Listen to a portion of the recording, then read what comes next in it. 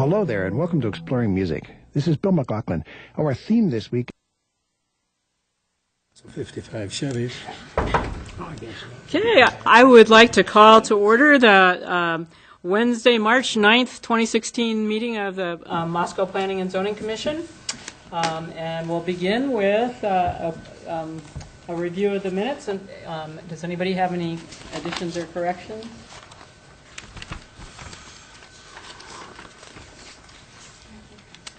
Hearing none, do I hear a motion for approval? Move to approve. Second? All in favor? Aye.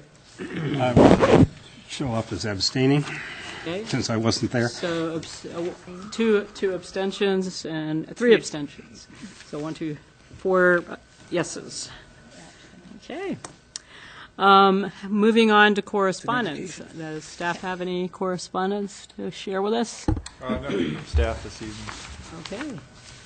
Joel is here. Transportation Commission meeting report. What would you like to tell us? Well, the Transportation Commission, I understand that you, from the minutes, that you got a report of the last meeting of the Transportation Commission. The next meeting of the Transportation Commission will be tomorrow afternoon from 4 to 6 in this room. And the main topic will be a continuation of bicycle issues. Because we had, I guess, one item with the public hearing last week, which was the street standards on... Right.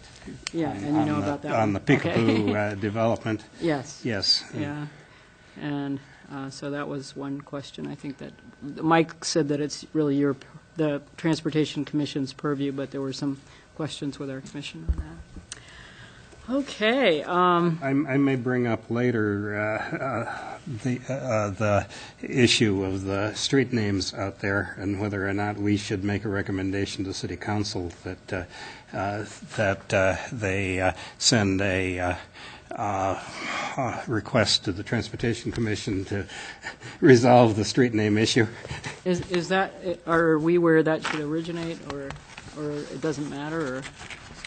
Well, the council's ultimately decides on the street names, so, I don't see why Transportation Commission couldn't make a recommendation. Or I guess my suggestion would be that if council wants to take it on, that's fine. If council wants to punt, why, they can send it to Transportation Commission. So we're not going to make up names on this commission? Okay, sounds good. Seems like both of the names had some history to them, so I'm sure there's going to be some small discussion about it. Well, I guess my question is, it seemed we had a pretty packed house that night, and one of the big concerns was traffic flow through the subdivision, and there was a recommendation to downgrade the street from a collector, excuse me, to and make it more pedestrian friendly, but potentially, and yet that had already been discussed. Well, my understanding is that this commission recommended approval more or less as it was presented, thus not taking a position on that issue. Okay. Sounds good. I just had a question about it. All right. Now is the time in our agenda called open microphone, and we allocate 15 minutes for this, where members of the public may speak to the commission regarding matters not on the agenda or currently pending before the Planning and Zoning Commission. Since there's no one, okay. I don't think there's anyone who would like to come up and speak tonight, but for those of you listening, perhaps that you may come down at some point in the future and state your issue with us during this time. Okay. Well, the next item on the agenda is approval of relevant criteria and standards, and Mike's going to probably... Do you need to present anything, or do we just go through? yeah, those are just attached to your packet, so we can just go through them one at a time, and then... okay. I wasn't quite sure how that would happen. Okay, beginning with the preliminary subdivision plat for the property generally located directly east of Orchard Avenue, north of Tamarack Drive, and west of Lanny Lane, Peekaboo Estates Edition, LUP 2016 0001. So does anybody have anything they would like to discuss on that? There are relevant? so many points, Michael. Do we have that many points every time? Yeah, typically, I mean, you're required Slightly to. Yeah. surprised that I'm okay with them, but it just seemed like, gee, 28 things to say. That was kept you busy. Yeah, it's just a little bit more detail than we typically put in on the street extensions and the sanitary sewer and storm sewer and water, just because it was a bit of a contentious hearing, and so just wanted to document everything thoroughly, so it's accurate for the record. Yeah. I felt it was a really nice recap of and sort of essential in this case, personally. But Well, I don't have any argument. I just thought it was detailed, and I guess even though I don't know why it was a contentious hearing, to be honest with you, I'm slightly bemused at the fact that it seemed awfully straightforward to me, and maybe I'm losing it in my old age.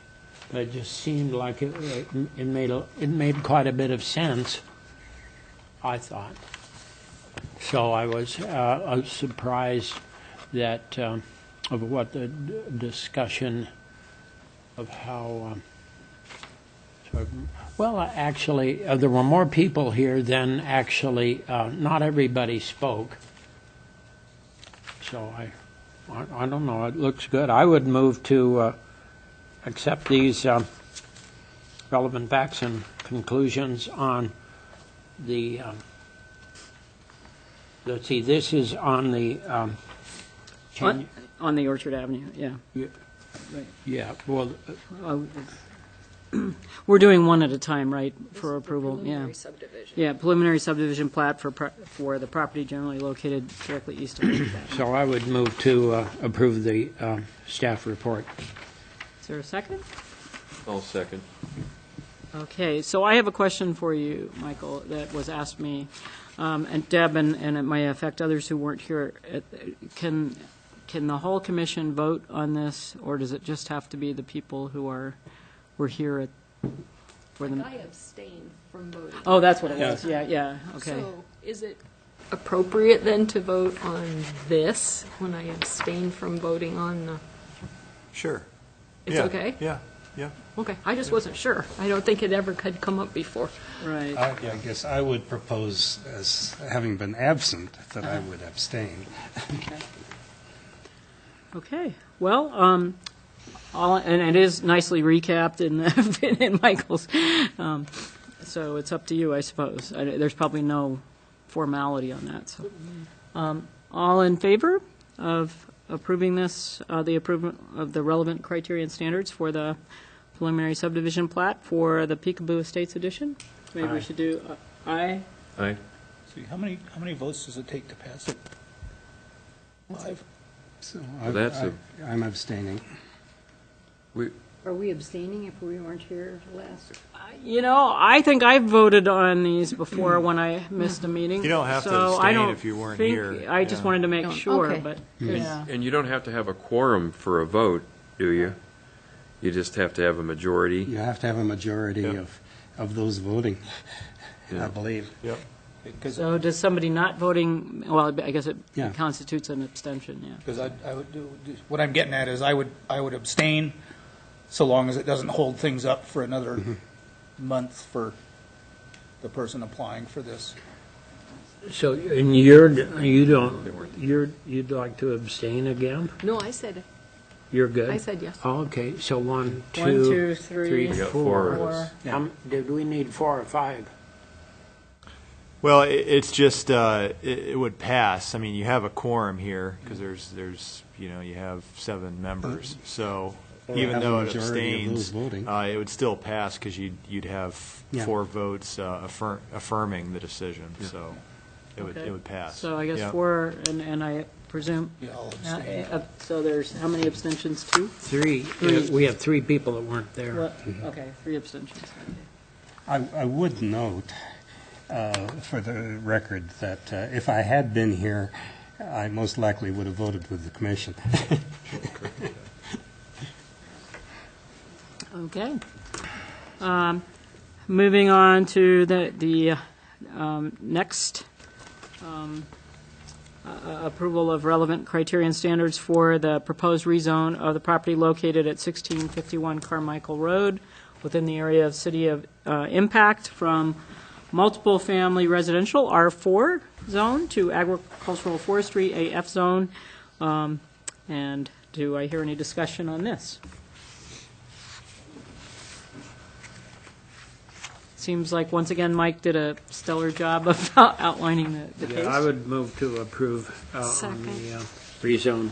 Okay. All of those in favor? Aye. Aye. So it's the same. Abstain. So Kurt, are you voting on this one? No. Okay, abstaining. So it's the same votes and abstentions, same number.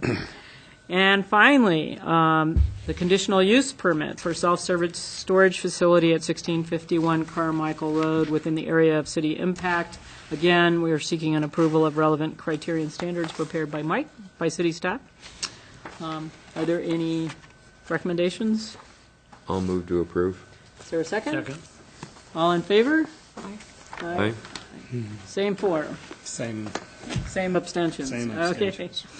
So, okay. Well, we did a lot of stuff while you were gone. Yeah.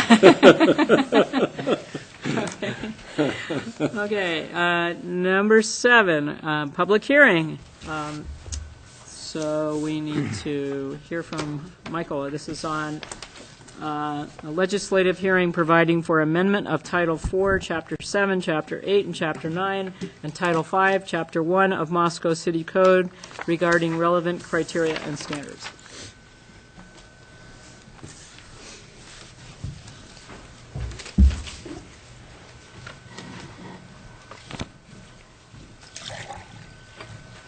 Thank you, Madam Chair, members of the commission. We've already gone through this quite a few times, so I don't have a presentation for you tonight, but essentially we'll just be revising the relevant criteria and standards and inserting some that we don't have currently in the code, so amendments to zoning district boundaries on page 4, as well as the comprehensive plan land use amendment criteria. We'll be inserting those into the zoning code as well as preliminary plats. And then going through PUD findings, variances, conditional use permits, and special use permits. We've decided to amend those in the code, and so attached in your packet you have an ordinance that reflects those changes. I think we talked about last time we had a choice on plan unit developments to go with a couple of different criteria depending upon what wording the commission liked the best. And it was subsection D there, public services and utilities are available or can be made available and are adequate to accommodate the proposed PUD. So we were just using similar language to what we had come up with for preliminary plats, and so we were just making those consistent, and that's the language the commission decided to go with on the PUD section. So, having seen this multiple times, I'd certainly be able to answer any questions that you might have on it. Staff recommends approval of the ordinance recommended to council. You really haven't made any big moves since we've talked about it. We've talked about each one, and multiple times. This is basically a report of that. So. Yeah, the only thing that is different is just like I pointed out on subsection D under the PUD section, just making that language consistent with the preliminary plat. Pretty similar to that. So that's about the only change that was made. Okay.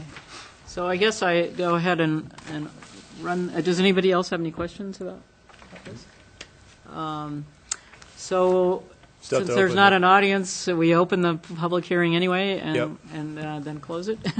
Okay. Well, this is an opportunity for anyone to come and speak against these amendments to our to a relevant criteria and standards in our city code. And please, if you would like to speak, come up to the microphone and do so. It doesn't appear that anybody is there to come up and speak, so or to speak against it, or to speak with a neutral voice, asking questions. So, at this point, I guess we will. I don't close the public hearing till we have an internal discussion, right? No, you close it now. I close it. Okay. So the public hearing is now closed. I apologize. I'm learning the process as a new chair, so I have to get prompted once in a while. At any rate, so now I guess we can have an internal discussion if anybody wants to bring up additional points or questions. It looks good to me.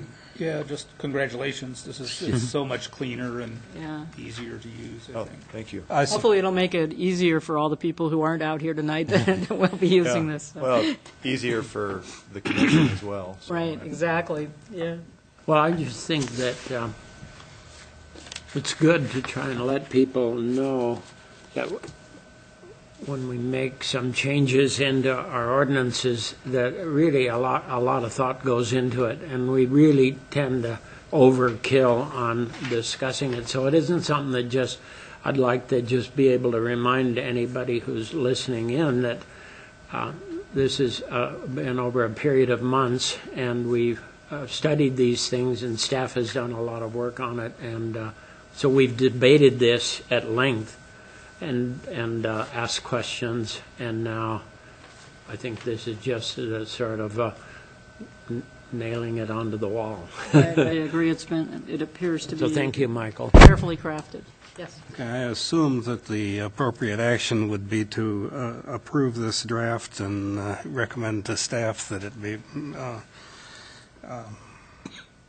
sent to council? Yeah, the commission would recommend approval by city council of the Yeah. proposed. Is there a motion to do that? I so move. Is there a second? All in favor? Aye. Aye. Against? Abstentions? Motion carries unanimously. Okay. Nice work, Mike. Yes, absolutely. But I'm not sure you're allowed to leave the stand because now it's the off-street parking standards.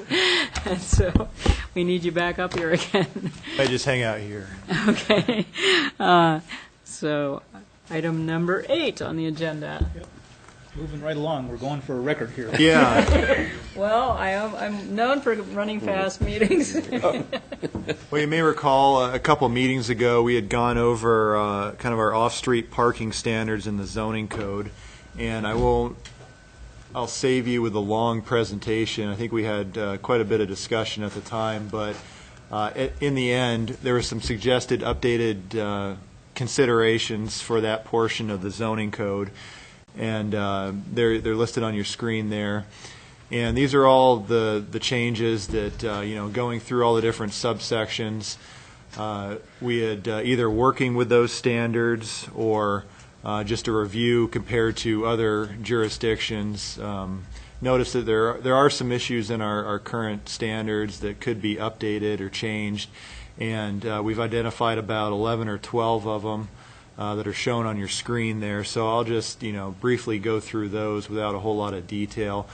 We have a parking table, so this is the requirement for a certain amount of parking spaces, and it all depends on the use.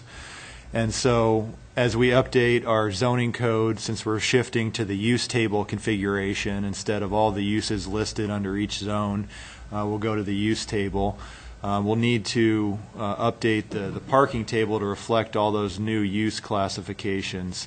And also we'll have to go through and take a look at maybe updating the minimum parking requirements for each of those uses. Right now our parking table is pretty bare bones. There's some uses that aren't listed on there, and so we have a statement in the zoning code that says that the zoning administrator is able to use a use that's similar to maybe a use that's in the zoning code in order to make that determination. So it leaves it up in the air a little bit, and kind of puts us in an odd position sometimes to dictate what the amount of parking is going to be just based upon similar uses. So we'll be taking a look at that.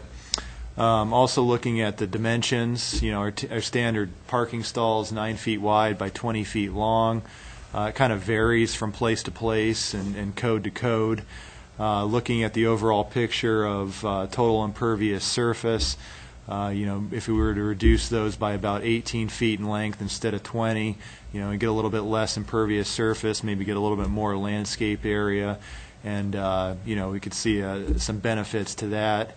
And also take a look at the compact stall percentage. So right now we allow 25% of the stalls to be compact.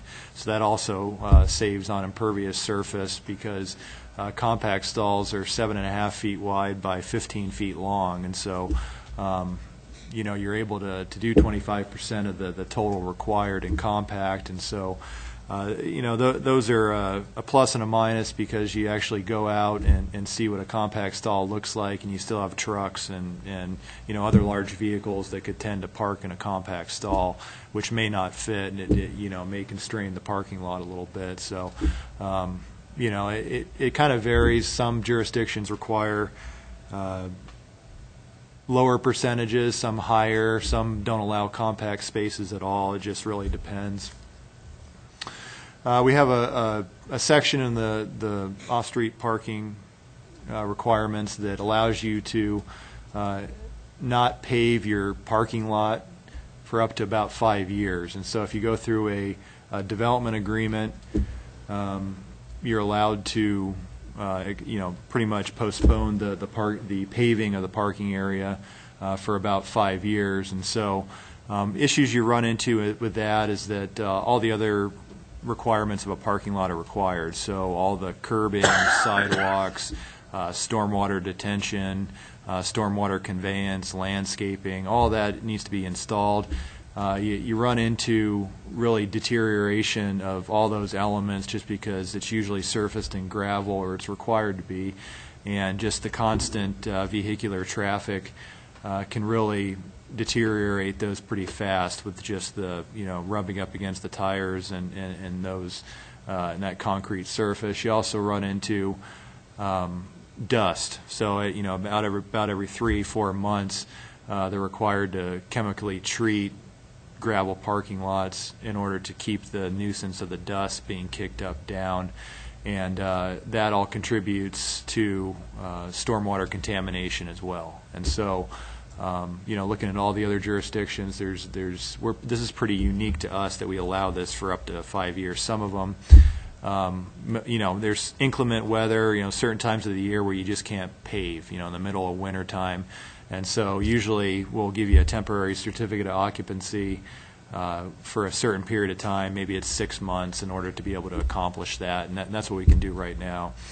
And we don't need to go through this 5-year. And so you see other jurisdictions that do something similar, that maybe offer a 6-month agreement that you pave it within 6 months if there's some extraneous circumstances where you can't pave it during a certain time of year.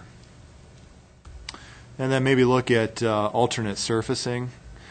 Right now we have a requirement that you either asphalt or concrete your parking area. There is a statement that says, or equivalent surfacing as approved by the city engineer. So it would cover some pavers or bricks or other type of material like that. But I think it'd be good in order to put a lot of detail in that and maybe explicitly call out impervious or pervious pavers. There's definitely an advantage to having something that would absorb some of the storm water into the ground. So we could take a look at that. It kind of varies from jurisdiction. And then right now for tree planting, we require 1 tree per 10 stalls. And we don't really specify where those need to be within the parking area. Usually what we say is they need to be directly adjacent to the parking area. So typically you have a 3-foot wide buffer that's adjacent to the public right-of-way or residential property. Whether or not that 3-foot buffer is adequate to accommodate a tree or not is, I guess depends on the species, but that really varies. So, maybe looking at moving it from 1 to 10 to maybe 1 to 8 to get a few more trees in there. Looking at internal parking lot landscaping. Can I skip that for just a second? Yeah. So how is there a definition of lesser used overflow areas? I mean, is there some? I'm just kind of thinking about somebody claiming this is a lesser used area, so that's why I haven't had to pave it for the last 10 years.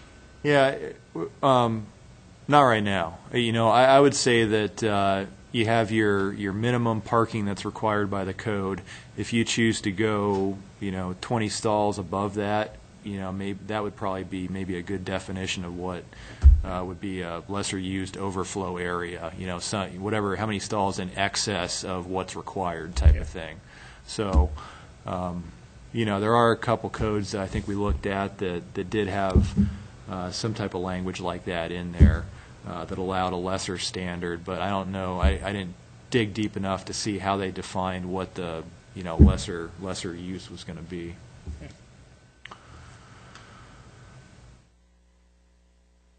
Internal landscaping, so these are like internal landscape islands. Sometimes you see them at the end of rows of parking stalls. The way it's divided right now is that we have a percentage. We're looking at a percentage, but the way we have it divided now is that once you get over 50 stalls, that's when it kicks in internal parking lot landscaping. And the way we have it configured is that usually it's at the very front of the stalls, and let's see if I have an image of that. It's kind of hard to. So it's something like this is what we currently have for describe in our code for these internal parking lot landscaping islands. And these really become problematic just because we have usually so much snow in the wintertime. It's really problematic for snow removal. And so most municipalities go to this version at the very end of the stalls. And so you can still have, pretty easy snow removal, and you still get the benefits of landscape islands, and they're just not as long and linear throughout the parking lot. And so these are our current, division of parking areas by size. And so right now, if it's under 50 spaces, which is still a pretty big parking lot, there's no division required. You don't have to do any type of landscape island. Only when you get into the 50 to 99 parking spaces is when you're required to have 2 bays at a minimum. And then it goes up from there. 100 to 199 spaces, only 3 bays are required. So I don't know that the probably 8 years I've been here that we've ever had to require somebody to do landscape islands. I don't know that anybody's created a parking lot that's been over 50. And so, maybe shifting towards some type of percentage of the parking area, instead of just number of stalls, maybe we go towards percentage of percentage of the parking lot equals the percentage of the landscape islands that you need. So maybe it's like 10% of the area needs to be in some type of landscape islands, and then it gives people the flexibility on, specific to the site. It doesn't dictate that they have to have a certain type of landscape island. It gives them a little bit of flexibility to be able to, achieve that some other way. So, looking. Quite a few other jurisdictions do it that way. Some still do it, depending upon how many spaces you have, but it's a lot less than 50. So we'll go through those. Looking at our perimeter landscaping, like I had mentioned before, anytime you have a parking lot adjacent to a public street right-of-way or residentially zoned or used property, you're required to put a 3-foot landscape strip in. Within that strip, you're required to install shrubs of 2 feet in height, every 6 feet on center. And then this is the area that you also have to install trees as well. And so looking at, like I mentioned before, whether or not 3 feet is really adequate for trees and shrubs, and provides the buffer you're looking for. Or we could also look at providing an urban alternative. So within, I think, urban mixed commercial legacy crossing zone, we allow you to put up a short masonry wall to do some screening. So it's just, offering an option in order to be able to achieve kind of the same similar buffering, but maybe have a little bit more restricted of an area, a little bit less of a distance there in order to do that. And so, in urban areas, maybe look at downtown or Legacy Crossing, looking at allowing that option in those areas. And then stormwater treatment systems. Right now, if you have 5,000 square feet or greater of new impervious surface in the parking lot, you're required to detain that stormwater. So whether it be in a catch basin, whether it be in a swale, you need to, right now our code requires you to, no matter how large of the parking lot, you're required to convey that to the storm system. It's just once you get over 5,000 square feet, that's when you have to detain it and then slowly release it into the system. And so, looking at a lot of the new developments, instead of just catch basins where you would typically do that, the cheaper alternative and really the best for both parties is to be able to do that in a swale, because typically you have those areas adjacent to the right-of-way or other residential uses that you're required to do buffers. So it's, you kind of, kill two birds with one stone thing. You're able to achieve the swale, and you're able to satisfy your landscaping buffer requirement with that same area. And so typically they have some type of orifice that comes up in the middle of that, and then it allows the storm water to filter, through the native materials and then eventually drain into the system. And so, that's what a lot of jurisdictions are going with, and the private development community it's really what they're already doing in order to achieve that. We have upcoming Phase 2 stormwater program requirements that are going to be coming down from the federal government, EPA, and that we thought they would probably already be adopted by now, but every year it kind of gets pushed out a little bit. But those are impending, and we will be subject to the Phase 2 stormwater requirements, which means you have to limit the contamination that goes into the storm system. There could be no sediment, erosion, anything like that. Parking lot, the contamination from all the parking lot and the oils and gasoline is going to be an issue as well. And so they want you to filter that through some type of swale or an oil sand separator in the parking lot. And so these are coming down, and they'll be upon us shortly. So it's probably good to get a jump ahead and start looking at requiring some type of stormwater treatment within new parking lots. Hey, Mike? Yeah. How will that affect things that are already in place? I don't believe they retroactively require you to go back and fix some of those things. But the city's going to have to do something about the contaminated water that's in the storm sewers, right? Yeah.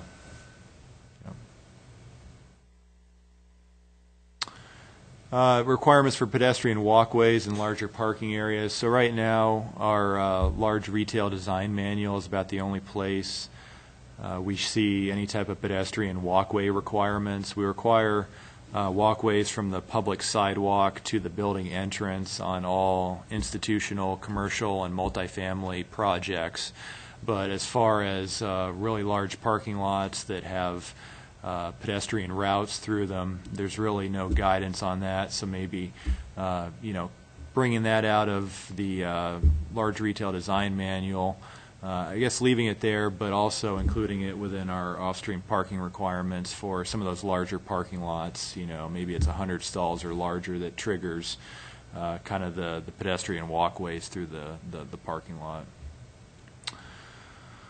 Manage parking placement in urban areas and reduce minimum required parking and potential maximum parking limitations. So looking at, like in Legacy Crossing, we have a requirement that you can't have parking lots in front of buildings. They have to either be on the side or the rear. So, looking at, I don't see any reason why you wouldn't make that a requirement of like the central business district, so downtown. I think all the parking lots that you currently have would probably meet that requirement right now in the downtown area. So, that'd be a pretty safe one to include for maybe future development, just to ensure that you're not going to have a parking lot that's going to prohibit that street wall in the downtown area. So, maybe look at inserting that in the code. Possible reduction of number of automobile spaces for bike parking. So we had an amendment that went through and got denied by council about 5 years ago to require bicycle parking in all new developments for commercial and then also multifamily. And then, looking at maybe an alternative to that is if you provide bicycle parking, then you get maybe an incentive, reduction in number of automobile spaces. And so maybe we could look at it that way as, offering some type of incentive. And I don't see why there'd be any type of issue with, allowing something like that. So look at inserting that in the code. There's a number of other jurisdictions that do that. There's a number that require bike parking, but there also are a couple more that allow you to do that incentive. And then right now we don't have, within the building code, their ANSI standards, there's a parking table for a number of ADA parking spaces. So it goes by, 1 to 25 standard parking stalls, you're required to have one ADA space. 26 to 50, you're required to have two. So it's just a table that lays out the number of ADA spaces depending upon the number of parking spaces that are in your lot. And it'd be good to just, because you're always flipping, it's always good to go to one place and get all your information instead of have to flip back and forth, and especially with a customer trying to find that information. It helps to have it in that one location. So probably just insert that table, as well as maybe some diagrams about what a standard ADA spot is. You see other jurisdictions that have those dimensions instead of pointing somebody into another book. So we'll look at that, and then also just your standard sign dimensions. Your standard sign's about 12 inches by 18 inches, but nowhere in the code or the ANSI standards, they only require that you have the little wheelchair symbol of being of a certain size, but they don't actually call out what your parking lot sign needs to be. And so I think it'd be good to, they're all pretty standard at 12 inches by 18, but you see some that people put up, or like a little one that is intended to go inside, and as long as the symbol meets the requirements, then there's not a whole lot we can do, but they're hard to see, and so it'd be good to have that in there as well. So I think just biting off a little bit here, I had gone through and done a whole bunch of research for all the other jurisdictions. I'm going to end up putting that in a table. So at the next meeting, I hope to have that so everybody can take a look at that and go through it. But I figured that I'd give you, I don't have any recommendations right now as to the ones we have underlined there, but I thought we'd go through and just look at what some of the other jurisdictions are requiring, and then we can, just for the ones that are underlined there, and then that maybe give you something to think about over the next couple weeks, and then I'll have a lot more information with the chart and everything, and bring that back, and we could think about what direction we want to go with some of these things.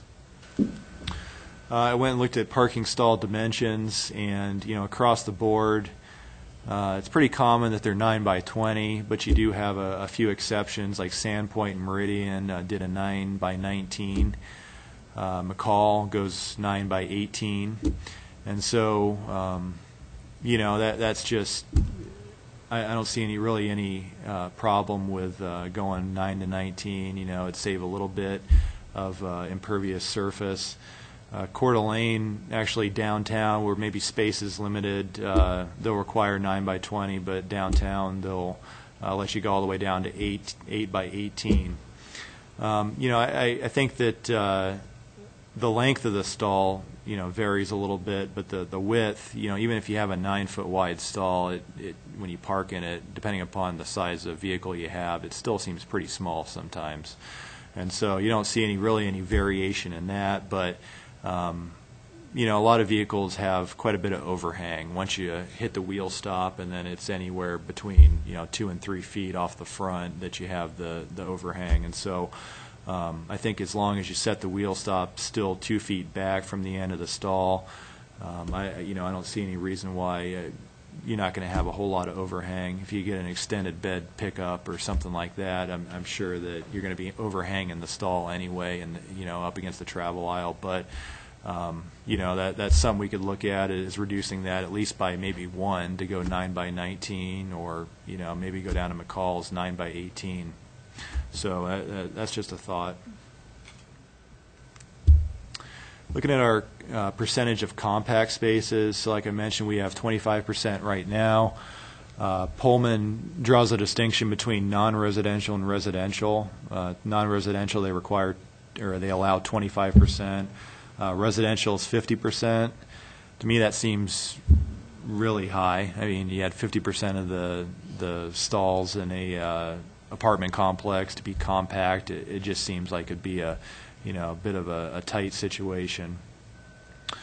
Sandpoint has a rather I think it'd be better just to leave it pretty simple, like a percentage. Sandpoint takes it a little bit further and adds some complication to it. So if you have less than 10 stalls, there's no compacts required.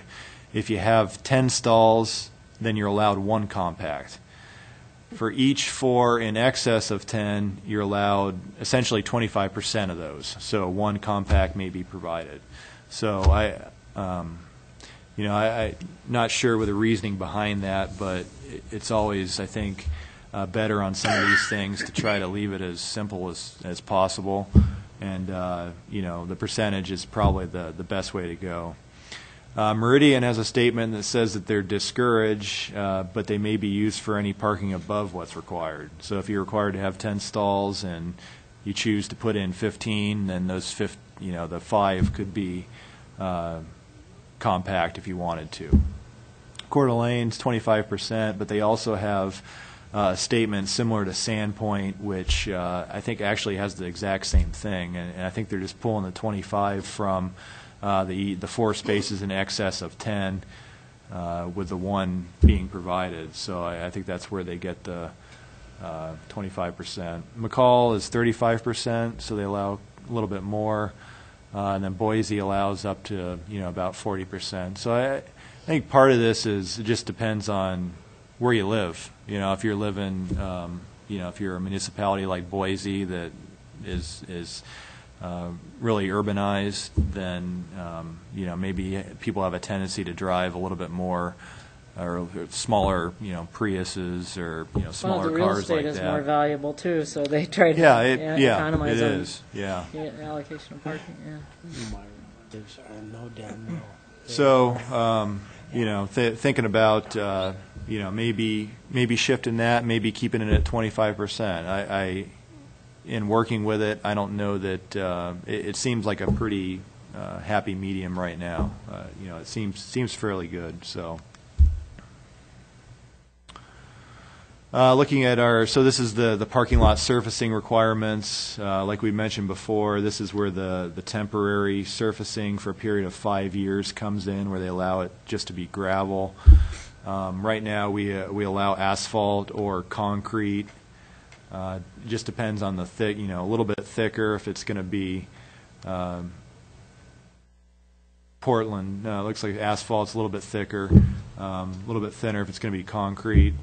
And then you're required to have a crushed rock base and of varying thickness depending upon if it's asphalt or concrete. But it also says, or other approved surfaces of similar durability and utility adequately maintained. So it'd be good to add some, language about maybe pavers, maybe pervious or impervious pavers, bricks, some of the alternate materials out there, and then maybe add a statement about as approved by the, city engineers, so they're able to take a look at the specs and tell whether or not that really will hold up to the abuse that cars going over it every day. And then the freeze thaw cycle is something else to think about. Other areas it may not be that big of a deal to have pavers, but here with the freeze thaw, they may wear out a little bit earlier than your typical area. So we just propose striking that section for the 5-year gravel surfacing. Looking at Lewiston for their requirements. It's all pretty similar, asphalt, concrete, and then they have brick and other impermeable surface or other permeable pavers or other surface system of materials manufactured and designed specifically for vehicular parking and constructed so as to uphold the weight of firefighting apparatus.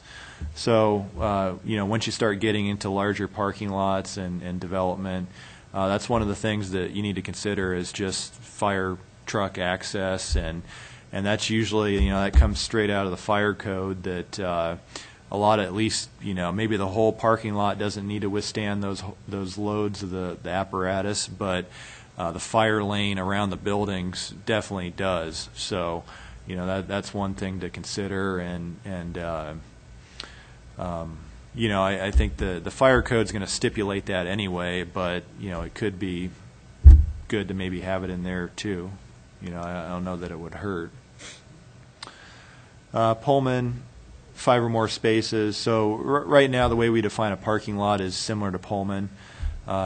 We only require you to bring it up to all the standards once you hit 5, and that's because if you have a single-family dwelling that has 2 or a duplex, those are fine being gravel. Just, once you get above that is when the parking lot standards kick in. So they have something similar, 2 inches of asphalt, 4 inches of Portland cement, or they have the kind of the statement similar to Lewiston, which says similar impermeable or suitable permeable surface approved by the director over a gravel base compacted 95% maximum density as determined by the modified Proctor analysis. So that's probably something that the engineer would be looking at anyway, and I don't know that you necessarily have to put that specific information in a code like that. Sandpoint, pretty similar to the others, only it refers to it as hard surfacing. So doesn't give you any direction on what that is. I don't know if they define hard surfacing somewhere in the code, but yeah, just basically says hard surfacing. And then they go through kind of the, this is the circumstance where if you inclement weather, they can issue you a temporary certificate of occupancy for 6 months if you sign an agreement. And, that's something that we could do anyway, is for 6 months. And so, that's pretty similar to what we do already. Looking at Meridian. Same story here. You'll allow asphalt or concrete, have about the same thickness.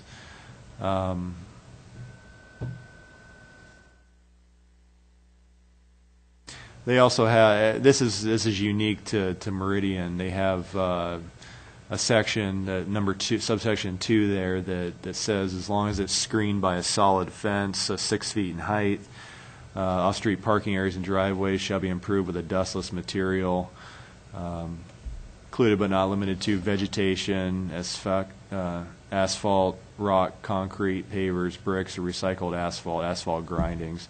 But it says gravel is not preferred improvement material. So I guess they allow you to use something that may not hold up as well to the standard above. As long as it's surrounded by a fence, which is unique, I guess. Nampa,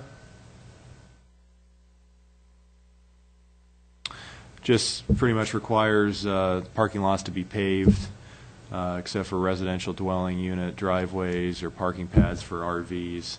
So pretty simple.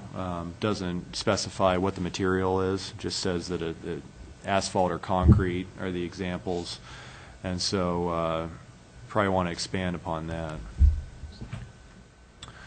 Coeur d'Alene just says they have to be paved, permanently maintained with asphalt, Portland cement, or concrete paver blocks.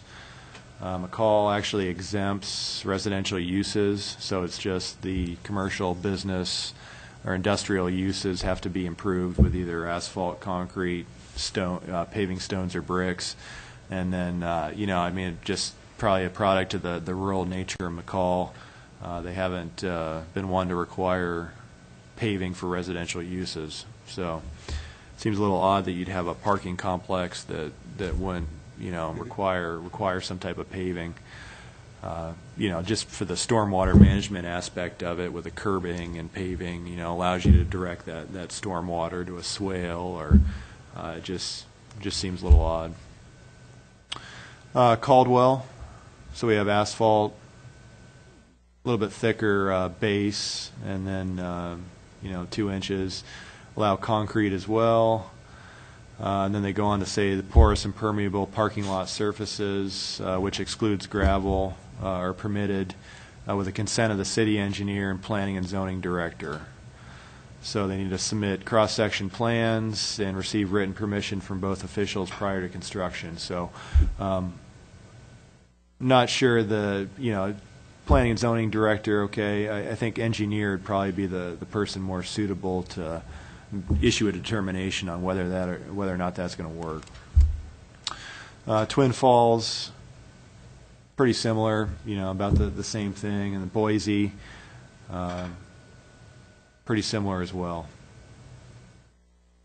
Then they do offer an alternative that's approved by the planning director. So moving on to stormwater management, which includes both detention and treatment. So right now, I mentioned this before, once you hit that 5,000 square foot of new impervious surface, you must detain the stormwater.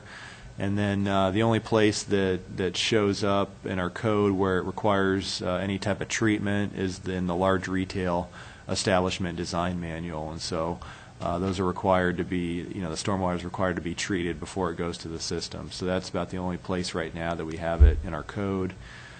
Looking at some of these other jurisdictions, Pullman, if you're greater than 4 spaces, it just requires detention.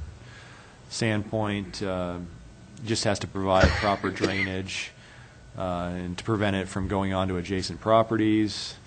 And then it just has kind of a blanket statement there that the drainage facilities need to make provisions and to protect the quality of the stormwater from the oil, silt, and other contaminants. And, that would usually be done within some type of swale system. And then the only other two, still, doing more research on these, but looking at Meridian McCall, they're really the same statement under each one. And so it appears they don't require detention. It's just mainly conveyance, as long as it's not going on to adjacent properties or walkways. So, it seems like they should, seems pretty simple of a standard for at least Meridian. Looking at exterior screening, what other places do. Like I mentioned, we have that 3-foot landscape buffer with the shrubs every 6 feet. And then we do have a statement at the end that the buffer strip, the 36-inch buffer strip, is that width unless the applicant can demonstrate that equivalent buffering can be achieved with lesser width. So in some circumstances where there's just really constrained for space, we have allowed people to put up maybe a 3-foot tall cedar fence, in some circumstances. But I think it's better to have, those buffer, at least 3 feet with some plantings in it. Lewiston requires 5 feet. We were talking about whether or not 3 foot's really adequate for the plantings and trees. Lewiston requires 5, and they also require, we just require shrubs in ours. They require a 1.5-inch caliper tree and 5 shrubs every 35 feet. And this is just adjacent to the right-of-way. So if you have a parking lot adjacent to a street, that's when this standard kicks in. Parking lots that are less than 10,000 square feet, there's a 2-foot landscape buffer that surrounds the perimeter of it. And I guess that's regardless of whether or not you have residential uses right next door, or if you have commercial uses right next door. Our code currently draws a distinction, so you're only required to put the 3-foot buffer in if it's adjacent to a residential use or residentially zoned land. So, they go a little bit above and beyond that than what we currently have, but they also have a 2-foot wide landscape buffer, which probably is inadequate. If they're greater than 10,000 square feet, it goes up to 5. So they're required to put a 5-foot landscape buffer around the perimeter. Looking at sand points, they have a 5-foot buffer as well. They don't have a specific number of plantings within that buffer. They just give a general description about what needs to, what that area needs to contain. Well, actually, I guess they do. 50% of the required buffer shall be made of hardy shrubs, 50% evergreen, and shall reach a height of 4 feet within 5 years. 5-foot buffer may be reduced when at least 5 feet of landscape area exists between the sidewalk and the curb. So, that becomes a little problematic when you have, you really need a 5, the requirement's 5 feet. So it all depends on whether or not that area is on private property or not. So, if you have an adjacent street and say you have 1 foot of landscaping to the property line and then you have another 4 feet to the back edge of the sidewalk, well, you have 5 feet now, but maybe 30 years from now when maybe the roadway gets expanded and the sidewalk gets pushed out right up against the property line, now you're left with a 1-foot landscape area. And so that's really the only issue I can see with that. But we have run into numerous projects where they have big right-of-ways in front of it, and it's like, well, I got 10 feet from the back edge of the sidewalk to where my property line is. Why can't I just put all my plantings out there within that 10-foot area and not have to create the 3-foot area on my property? And that's really the reason, is just if the roadway gets expanded in the future, then they're going to be out of compliance with the landscaping, and so that's why we are hesitant to do something like that. We looked at Nampa, and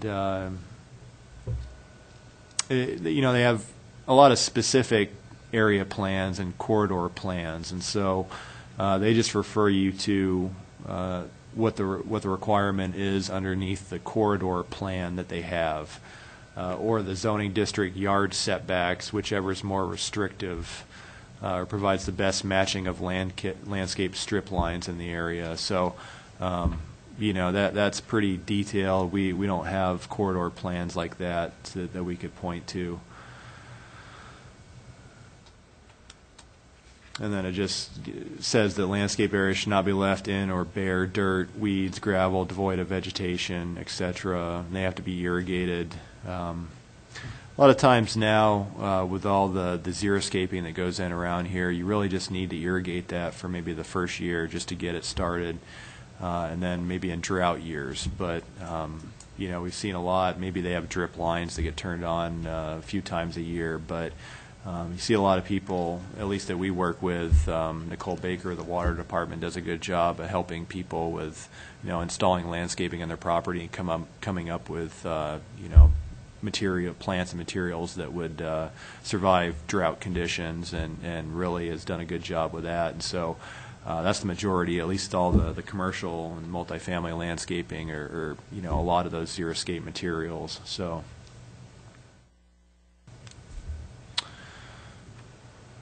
McCall for exterior landscaping, not as strong as some of the other jurisdictions. They just say that it has to be effectively screened, but they also allow a wall, fence, or planting screen. Discourage chain link fences, I think, obviously.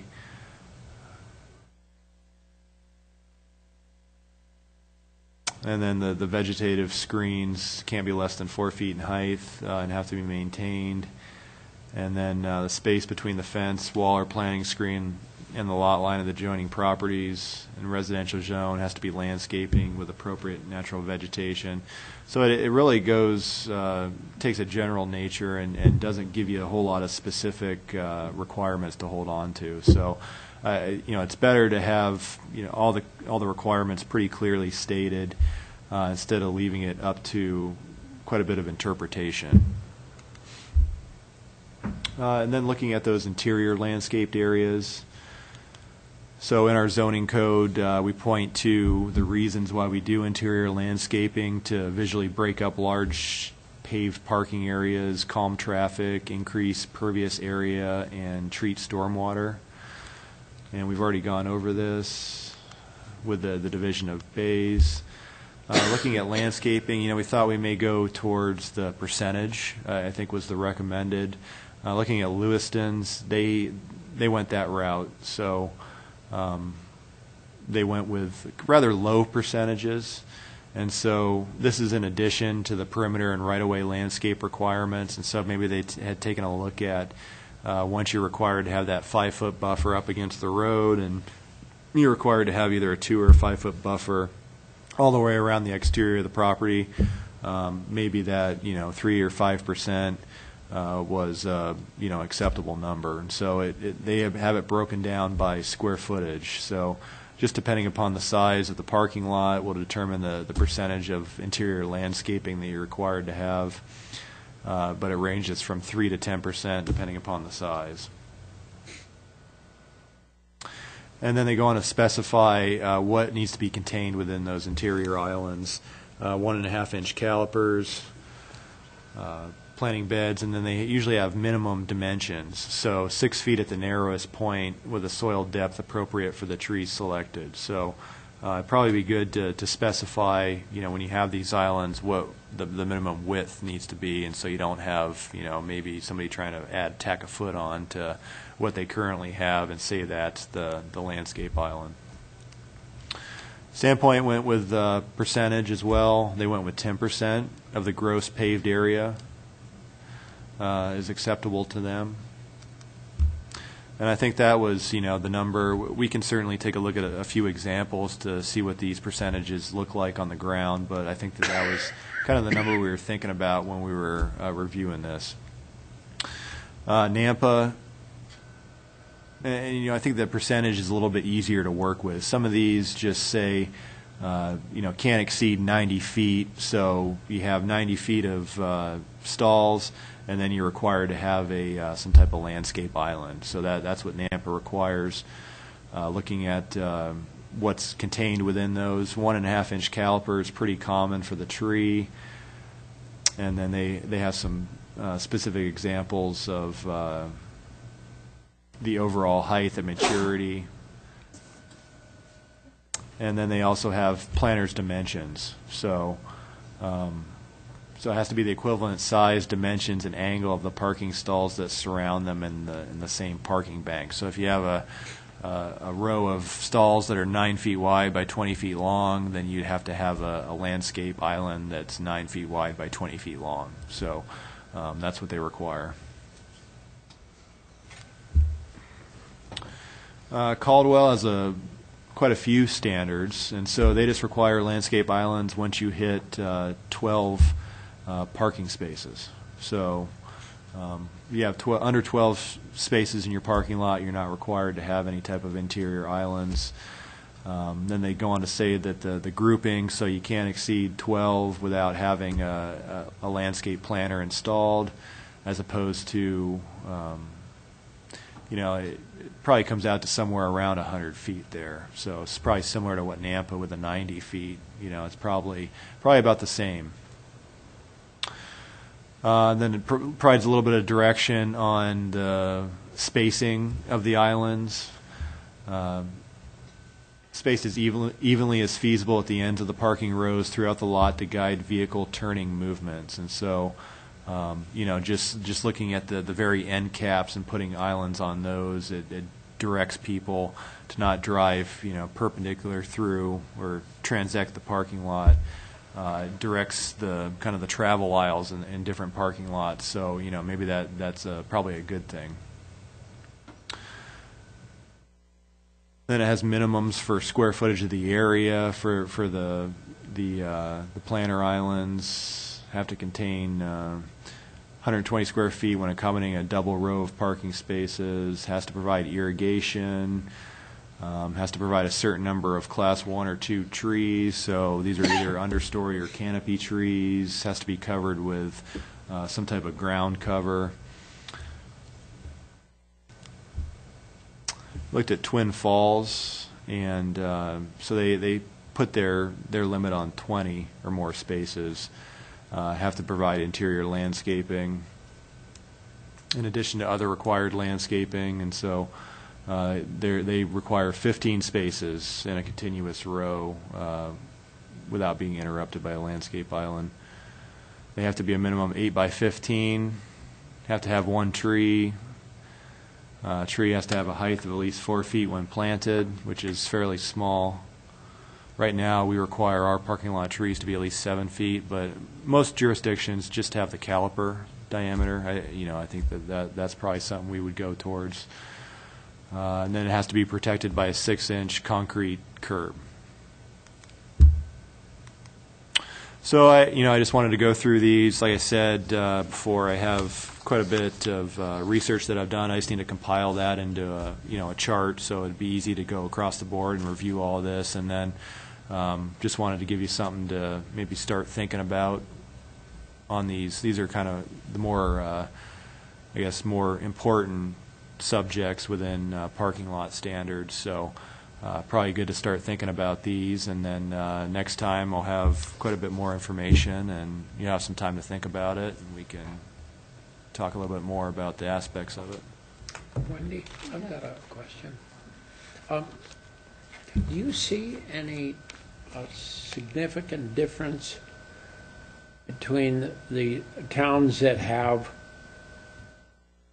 sufficient and a lot of water available, and in our own case, people that don't have water? Can you sense in the things that I'm trying to just look at it, and I don't know whether I'm just foggy, but I can't tell much difference. I mean, Boise really doesn't have a water issue, even though it's a kind of a desert. The river runs through it, and they've got canals and stuff, and we, on the other hand, have water somewhere way, way down there. And I'm just wondering, as you see these landscaping requirements, do you see a difference in the way people who have water and the people who don't have water? Because it seems like we have to be really sensitive to that. It just is a giant issue. In my own case, having bought a house that has this large public lawn in front of it, it's something that it weighs on you, and you don't know quite what to do about it. And yet, as we require people to do planting, I like the idea, but we've seen over at East Side Mall, we just decided to put rocks everywhere, even though the trees are there, certainly, and you could understand why. I was just wondering if, as you've studied, whether that discussion, whether you can tell the difference between a place that has water and a place that doesn't have water. Well, I was wondering that too, in terms of requirement for trees, because the hotter places tend to require the trees because it shades the parking, and otherwise, Right. and the roots go down deeper, and once they get established, it's not as much of a issue. So yeah, that's a good question, but it seems like we should be encouraging xeriscaping strategies or appropriate I guess native planning. I guess I haven't thought about it that way as to what the difference is to places that have water or don't. I know these aren't big, areas, but Yeah. we're just, as we watch our water get away from us and trying to think about it, I didn't go, I don't know if the discussion on these small kinds of things really is necessary or not. I'm kind of just trying to make sure we're thinking in those terms. Yeah. Well, what you do see that's pretty universal is that they almost always have an urban forestry program with an urban forester, and then they have adopted tree specification manuals that have preferred species of trees, and a lot of the landscaping, at least the street trees definitely, but a lot of the landscaping that they choose in these type of parking lots needs to coincide with what they have within those manuals. And so, when they look at putting together those manuals, they go through and identify all the ones that need a lot of water, the ones that are drought resistant, and they'll go list those, but they'll also list ones that are native to the area. And so, you see that pretty, it's pretty common through all the jurisdictions that they'll go ahead and do that and make sure they have native species that are, getting planted. But xeriscaping seems to be, no matter where you are, seems to be the preferred method these days, because you don't, say it's kind of a win-win, because you don't have to pay to water it most of the time if you're the the owner of the property, and it's very attractive, and you still have kind of the same benefits of the stormwater filtration through the tree's root system that you do. But a lot of the requirements for ground cover, you don't see really grass anymore. I mean, it's all some type of river rock or wood chips or bark, things like that. And so you seem to, depending, pretty universal, no matter where you are.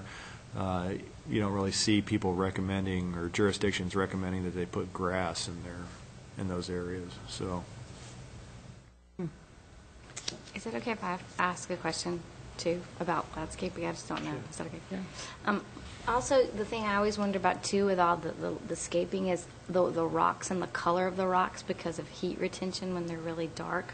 Can you even put that kind of thing? You know how sometimes it seems like places will have water rock, but they'll be light colored, and then they'll have, some places will use dark rock, and those, especially like when you go up by Walmart, like they get really hot, and then they'll put in spruce. I'm not spruce, but juniper bushes, like out of those. And I just wondered if that ever's part of the same thing too, the xeriscape, because of the heat retention piece.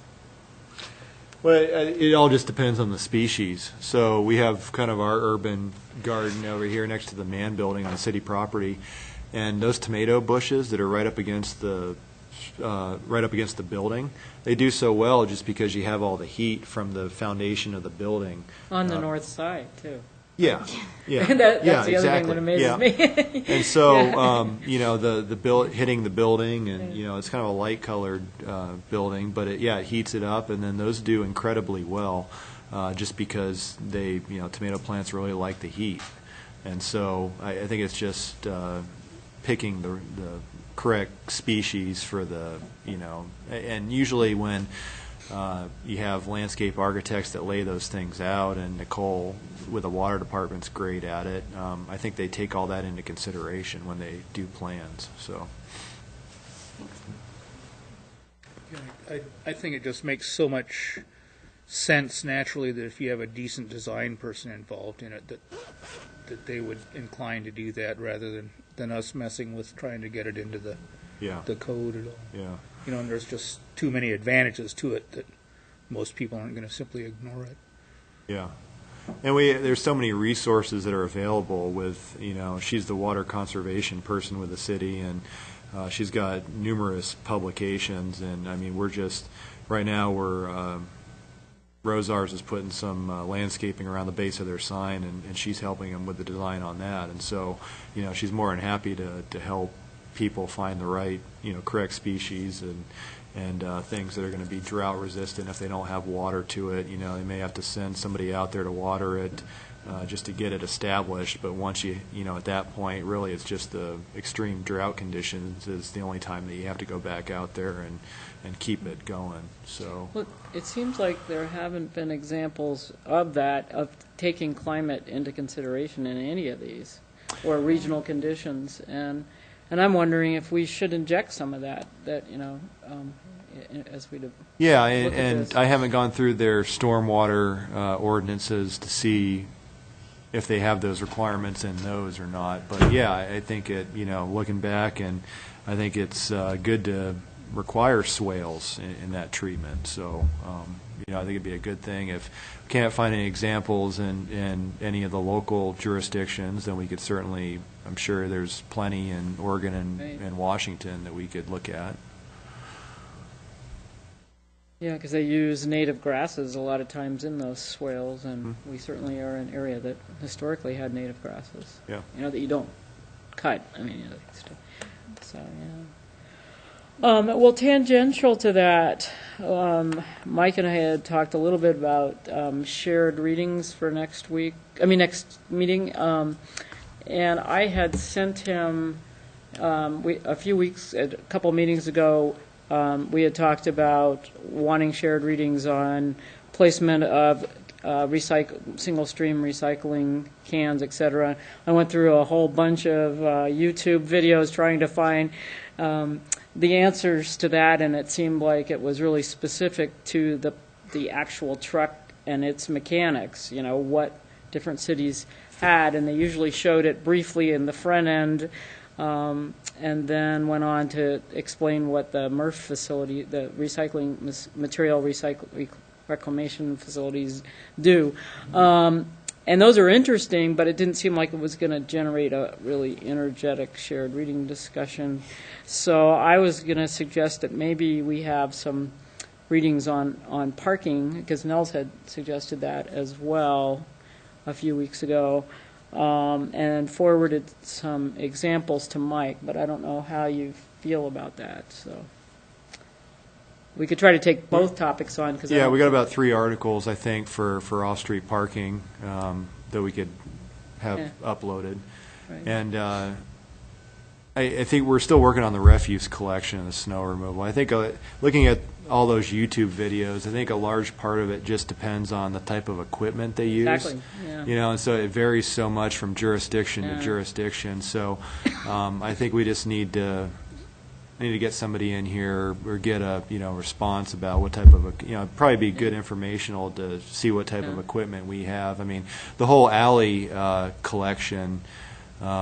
The whole reason that they were wanting to stop collecting in the alley was because they have apparently new side-loaded trucks that don't fit down some of those alleys, and so it was kind of a problem that was specific to the equipment that they have, and so I think that'd probably be the best instead of trying to look at. Somebody come and talk to us. Yeah.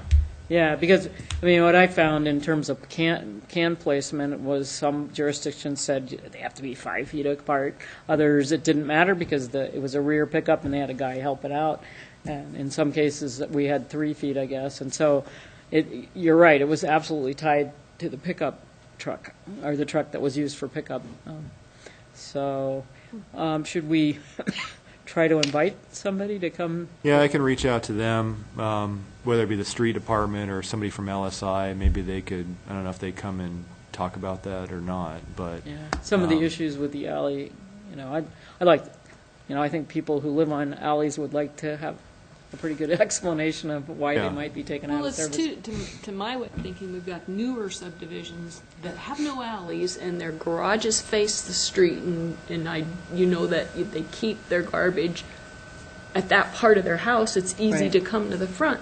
If you live where there are alleys and your garage is on the alley, you do not keep your garbage can on your front lawn. And that's, I don't know, I guess I have a strong opinion that The service is there for the public, not the other way around. Well, they've been backing down my alley and picking it up still, so I guess they can do Yeah, it. no, I think, that's been reversed. I think city council reversed that. So. Reverse the alley? No, Oh, they're gonna continue collecting in the alley. oh, So okay, they're that's not- what I they're meant, not gonna, they're not gonna discontinue that like they had once. So. Oh, okay. It's a So- real dilemma too when there's on-street parking in the fronts on the street, and if everyone has their garbage and their recycling cans out there, where do you put them amidst all of those cars that are parked so that the trucks still can't get to them because of, Yeah. So- logistically it just doesn't work. So if we had somebody from LSA come, what would we have them, what would we have them Maybe discuss? just the operation, Okay. the type of equipment they have, and maybe some of the challenges they have with collection. Okay. I don't know that we're any different than any other place across the country with that, but I mean they could, certainly just for education, just to talk about what they do. But maybe I could definitely get some answers from Tim Davis, our sanitation manager. So. Most of the YouTubes that I ran across and reviewed were developed specifically by jurisdictions to educate their public as they brought on single-stream recycling. And so, you saw a profile across many different places of how they were doing that. And that seemed to be why they made the YouTubes. So, any other business? Or should we adjourn? So moved. Okay.